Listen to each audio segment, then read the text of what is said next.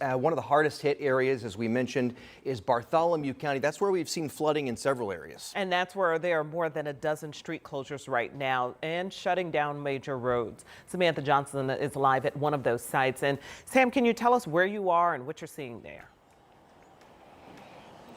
Dustin and Felicia, we are on the south side of Columbus. So we are standing on State Road 11. This is looking towards Columbus. So if you're familiar with this area, this is just north of Garden City. And this is State Road 11, and all that water you're seeing is coming out of the east fork of the White River. It has closed State Road 11 in multiple parts of Columbus and Bartholomew County.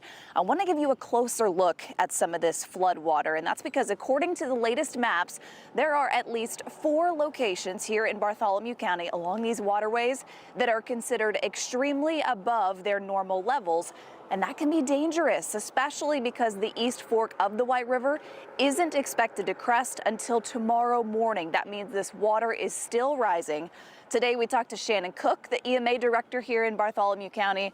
She says even when that crest does happen, it could still be a few days before this water goes down. Wait till the signs are removed, because even after the water recedes, it could be that there's debris or there's damage to the roadways that need to be cleared before we can open those back up and make them safe for everybody to drive again.